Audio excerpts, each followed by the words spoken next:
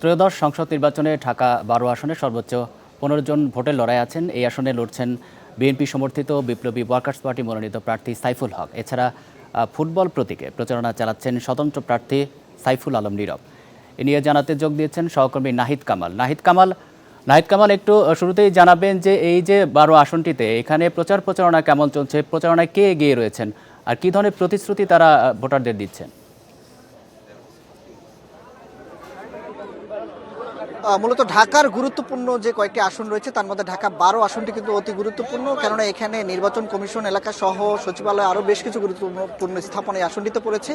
এই ছাড়া আসলে এবারে নির্বাচনের সর্বোচ্চ সংখ্যক প্রার্থীর সংখ্যা যে আসনটিতে সেটি কিন্তু ঢাকা 12 আসনে।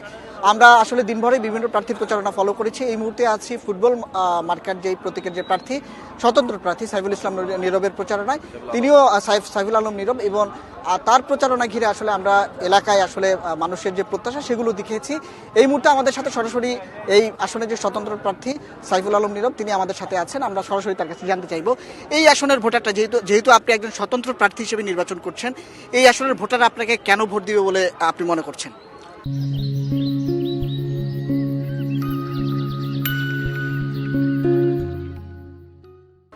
আমি এলাকায় জন্মগ্রহণ করেছি, আমি এলাকায় বেড়ে উঠেছি, আমি এলাকায় রাজনীতি করেছি, আমি এই এলাকার মাটিতে দাঁড়িয়ে আমি এরশাদ বিরুদ্ধে আন্দোলন করেছি, আমি এই এলাকার মাটিতে দাঁড়িয়ে আমি শেখ হাসিনার বিরুদ্ধে আন্দোলন করেছি। আমি এই মাটির সন্তান হিসাবে এই মাটির সমস্ত জনগণের সাথে আমার একটা সামাজিক বন্ধন আছে।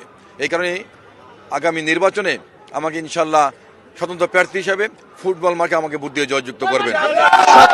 স্বতন্ত্র প্রার্থী হিসাবে আপনি আসলে ভোটের মাঠের নিরাপত্তা নিয়ে কোনো শঙ্কা প্রকাশ করছেন কিনা?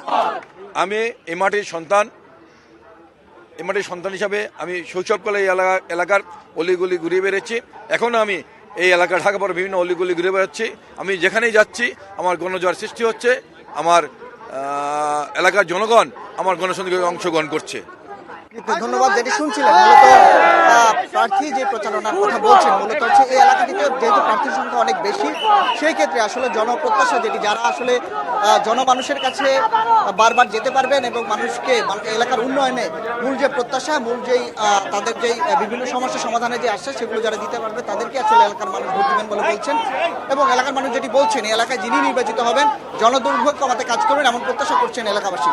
এই ছিল মূলত আসলে ঢাকা 12 আসনের স্বতন্ত্র প্রার্থীর নির্বাচনী প্রচারণার আমার কাছে সর্বশেষ